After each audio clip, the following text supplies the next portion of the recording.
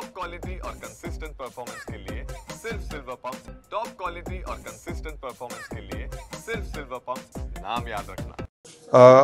काल Nanded city police station याचे ज्युरिस्डिक्शनमध्ये एक ठिकाण आहे लायगुडे माळा।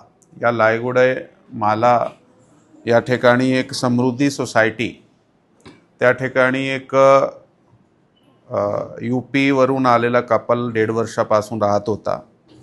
त्यामध्ये राकेश निसार आणि त्याची वाईफ बबिता राकेश निसार।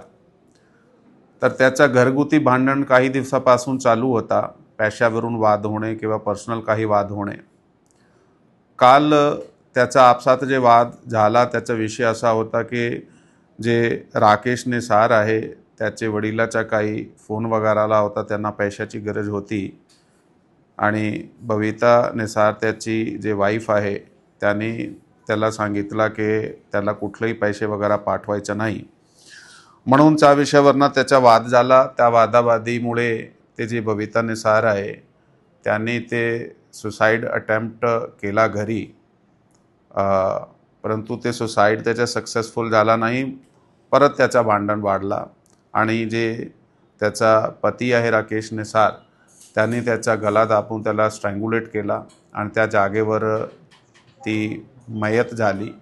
त्यावेळी त्याचा 8 वर्षाचा मुलगा सुद्धा घरी होता आणि त्यानंतर तो त्याला घरीच सोडून मुलाला सोबत घेऊन बाहेर गेला। एका ठिकाणी त्याने जाऊन जेवण वगैरे केला। त्याचे मित्र आहे एक, त्या मित्राची त्यांनी ॲक्टिवा गाडी घेतली। हा घटना सगळी 8 ते 9च्या दरम्यानची आहे। 9:30-10 वाजता तो परत घरी आला। घरी येऊन त्यांना ते जे डिसीजची बॉडी होती त्याला ओढणी वगैरेला झाकून एका बोरीमध्ये टाकून ॲक्टिवाच्या समोर ठेवून तो डिस्पोज ऑफ करण्यासाठी निघाला। ज्यावेळी तो रस्त्यात जात होता त्यावेळी त्याला सिंगड रोडची जे कंट्रोल मोबाईल आहे त्यात आमचे 2 अंमलदार होते, PC ज्ञानेश्वर खाडे आणि PC सूरज लोंढे। त्यांना संशय वाटला, त्यांनी त्याला थांबण्याचा इशारा दिला, पण तो ना थांबता पुढे गेला। ह्यांनी त्याचा पाठलाग केला, त्याचा गाडीतून कंट्रोल सुटला आणि ते गाडी आणि त्याच्यात ठेवलेला जे मृतदेह होता बोऱ्यामध्ये ते पडला। यांनी जाऊन त्या ठिकाणी त्याला ताब्यात घेतला, त्याला विचारणा केली, तो उडवाउडवीचे उत्तर देत होता। मग त्याच वेळी आंबेगाव पोलीस स्टेशनचे नाईट ऑफिसर त्या ठिकाणी आले। मग हे सगळा प्रकरण समोर आला की त्या बोरीमध्ये त्यांनी एक मृतदेह जे आहे ते ठेवला होता।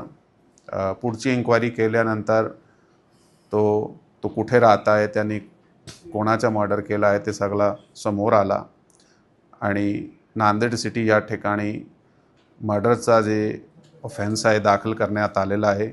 आरोपी आमच्या ताब्यात आहे। या पुढचा जे तपास आहे चालू आहे।